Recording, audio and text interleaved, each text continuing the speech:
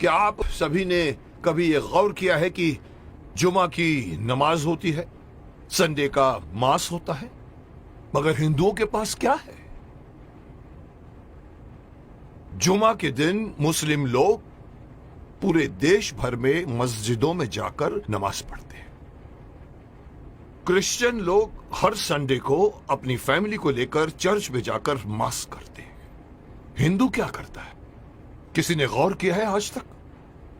और फिर हम शिकायत करते हैं कि हमारे में एकता नहीं है। मुझे कल एक डिस्टर्बिंग चीज देखने को मिली टीवी पर।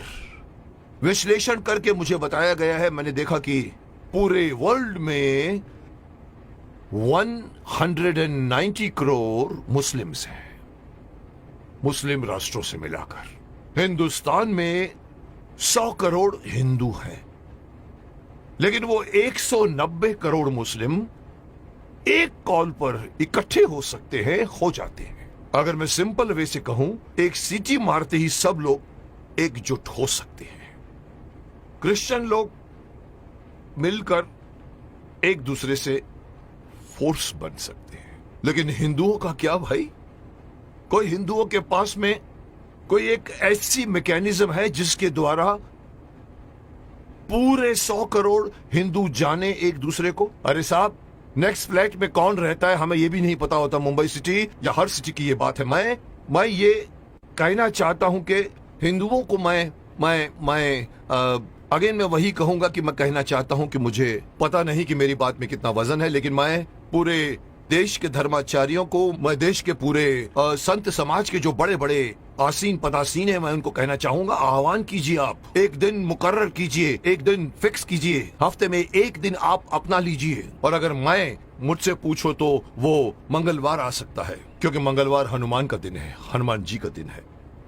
एक दिन मुकर्रर कीजिए, एक दिन फिक्स कीजिए, जिसमें पूरे देश भर के लोग अपने अपने इलाके के मंदिरों में जाकर 1 घंटे के लिए बैठ जाएं।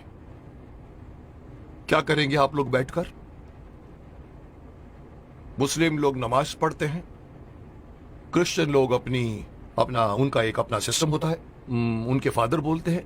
आप लोगों को, हिंदुओं को, कोई सिस्टम बनाने की कोई जरूरत नहीं, कोई आरती नहीं, कोई पूजा नहीं। आप ओमकार नाथ का जाप कीजिए। ओम 1 घंटे तक पूरा, जितने भी लोग, चाहे 50 हो, चाहे 100 हो, चाहे 200 हो, एक साथ मिलकर 1 घंटे तक आप ओंकार नाथ का जाप कीजिए। दूसरा ऑप्शन मैं दे रहा हूं, ओम नमः शिवाय, ओम नमः, इसका पाठ करिए आप 1 घंटे तक, या फिर गायत्री मंत्र का जाप कीजिए। अब आप देखिए मैं क्यों इस बात को उठाना चाहता हूं, क्योंकि हमारे हिंदुओं में ये एक बहुत बड़ी मान्यता है कि अपने आप को बहुत सहिष्णु मानते हैं और कहते हैं हिंदू हमारा धर्म, हमारा हिंदू समाज अपने धर्म के प्रति जागरूक नहीं है, अपने धर्म के प्रति पूरी तरह से कमिटेड नहीं है। धर्म, कहते हैं हमारा हिंदू धर्म धर्म नहीं है, हमारा धर्म जो है वे ऑफ लाइफ है। मैं हमेशा से मना करता हूं, धर्म था, है और रहेगा। और जब तक आप इसको अपना धर्म नहीं मानोगे, तब तक आपके अंदर कभी भी एकता नहीं आएगी, कभी भी आपके अंदर मोटिवेशन नहीं आएगा, कभी भी आपके अंदर फोर्स नहीं आएगा। इसलिए मैं चाहता हूं कि सारे हमारे पूरे देश में आप इमेजिन कीजिए कि एक साथ पूरे देश में आप एक टाइम फिक्स कीजिए। मेरे हिसाब से रात को 7 से 8 बजे का टाइम फिक्स कीजिए। सब लोग अपना अपना काम छोड़कर अपने नजदीक के मंदिर में जाएं, 1 घंटा बैठें और 1 घंटा बैठ के अपनी सभा होगी, जिसका नाम मैं सजेस्ट करना चाहता हूं। हो सकता है नाम इसका मंगल धार्मिक सभा हो सकती है, या मंगल धार्मिक मिलन हो सकता है, या मंगल धार्मिक मिलाप हो सकता है। आप लोग वहां जाइए। हर हिंदू, मैं अगेन बात करना चाहूंगा, इसमें बौद्ध भी आ जाते हैं, सिख भी आ जाते हैं, जैन भी आ जाते हैं, उनको भी आना पड़ेगा, उनको भी साथ में आना पड़ेगा, क्योंकि 100 करोड़ में उनकी गिनती होती है। उन सब लोगों को अगर ये आदत पड़ जाए, हर मंगलवार रात को 7 से लेके 8 बजे मुझे अपने परिवार वालों को लेकर, साथ में बच्चों को लेकर जाइए और मंदिर में जाके बैठ जाइए। एक मेडिटेशन की तरह से आप लोग बैठकर वहां पर एक सभा कीजिए। उसका नाम मैं देना चाहता हूं मंगल धार्मिक सभा। या मंगल, मांगलिक, मिलाप या कुछ भी नाम रखा जा सकता है। जैसे मुस्लिम कैसे नमाज कहते हैं, क्रिश्चियन उसे मास कहते हैं, आप उसे मंगल मिलाप कह सकते हैं। वहां आइए, आप देखेंगे आपका पूरा देश, आपके पूरे देश के 100 करोड़ हिंदू कितनी जल्दी एक दूसरे के साथ एकजुट हो जाएंगे, जिसका इस वक्त, इस कॉन्टेम्पररी आजकल आप देख रहे हैं जिस तरह के माहौल बन रहे हैं, उसमें हमारे हिंदुओं पर लोग एक तरह से हंसते भी हैं। उनको पता है कि ये लोग कोई मिलने वाले नहीं हैं। लेकिन अगर ये होना शुरू हो जाएगा तो आप सही अपने इर्द गिर्द के लोगों को सिर्फ जानोगे नहीं, पहचानना शुरू कर दोगे। जैसे कि मैंने कहा कि सिटीज में पता भी नहीं होता कि नेक्स्ट फ्लैट में कौन रहता है। इस बहाने आप आइए, बाहर निकल कर आइए, अपनी ड्यूटी मान कर आइए। मैं हर हिंदू को कहना चाहूंगा, और इसके लिए मेरी बात नहीं, मैं बड़े बड़े जो हमारे धार्मिक हमारे जो संत हैं, गुरु हैं, उनको मैं आह्वान करना चाहूंगा कि आइए आगे और अनाउंस कीजिए कि हर मंगलवार को 7 बजे से 8 बजे हर हिंदू को किसी नजदीकी मंदिर में जाकर 1 घंटा बैठकर आपको मेडिटेशन करना पड़ेगा। जो बैठेगा उसको भी फायदा होगा, क्योंकि मेडिटेशन में बहुत ताकत है। और दूसरा फायदा यही है कि आप लोग मिलोगे, एकता करोगे। और इस वक्त हिंदू समाज का एकता में आना बहुत ही अत्यंत आवश्यक है। मैं नहीं बताना चाहता, लोग सब समझते हैं कि मैं क्या बोलना चाहता हूं, लेकिन हिंदू समाज बटा हुआ है। जुट और नंबर्स में ताकत होती है। ये हिंदू से निकलकर सिख, ये बौद्ध, ये जैन, इस बहाने साथ में आइए, क्योंकि आप पहले हिंदू हैं, उसके बाद में आप सिख हैं, उसके बाद में आप बौद्ध हैं, उसके बाद में आप जैन हैं।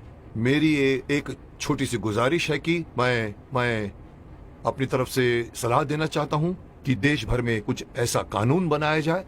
ये कानून के दायरे में हो या पता नहीं धार्मिक दायरे में हो, लेकिन ये किया जाए, और तब जाकर दोबारा कोई ये नहीं कह सकेगा कि 100 करोड़ हिंदू बटे हुए हैं। क्योंकि हर मंगलवार को एक मांगलीय रूप से मिलते हैं और एक दूसरे के साथ आप बातें कीजिए, मिलते रहिए, लोग एक दूसरे को पहचानना शुरू कर दोगे, जो कभी नहीं करते आप। अंत में मैं हर हिंदू को इस बात से आगाह करना चाहूंगा कि अगर आप अपना फायदा चाहते हैं, अपने देश की भलाई चाहते हैं, अपने समाज की, अपने परिवार की भलाई चाहते हैं, तो एक होइए। और इससे आगे बढ़कर एक और बात कहना चाहूंगा कि धर्म को धर्म मानिए, यह मत कहिए कि वे ऑफ लाइफ है। और तीसरी बात, अपने बच्चों को अपने धर्म में इन्वॉल्व कीजिए। मैं अक्सर देखता हूं कि माँ बाप मंदिर में जा रहे होते हैं और छोटे बच्चे मम्मी से कहते हैं कि मम्मी मम्मी मम्मी मेरी सहेली मुझे खेलने के लिए बुला रही है, और माँ कहती जा मत कीजिए। आप उस बच्चे का हाथ पकड़िए और बोलो चलो इस वक्त मंदिर जाना है। ये हर मुस्लिम करता है, ये हर क्रिश्चियन करता है, हिंदू क्यों नहीं करता? इसी का खामियाजा भुगत रहे हैं आप। बच्चों को बचपन से गीता पढ़ाइए, बच्चों को मंदिर लेकर जाइए। 1 घंटा या जब भी आप मंदिर में जाते हैं, विजिट करते हैं, बच्चों को साथ में लेकर जाइए, ताकि धीरे धीरे वो अपने देवी देवताओं को पहचानना शुरू करेंगे और एक हो जाएंगे। अब कोई मुझसे पूछेगा सर आपकी ये बात क्यों माने हम लोग, आप होते कौन हैं हमें ये बात कहने वाले? तो मैं सिर्फ शक्तिमान का एक डायलॉग आपको बताना चाहूंगा, जिसमें पूछा था कि आप कौन हैं, तो वो कहता है कि ना तो मैं कोई अवतार हूं, ना ही कोई फरिश्ता, बुराई का दुश्मन हूं, सच से है मेरा रिश्ता। दुश्मन मेरे बुरे लोग नहीं, बुराई है। अगर बात मेरी मानोगे तो इसमें तुम्हारी भलाई है। तो आपकी भलाई के लिए कह रहा हूं, मान जाइए।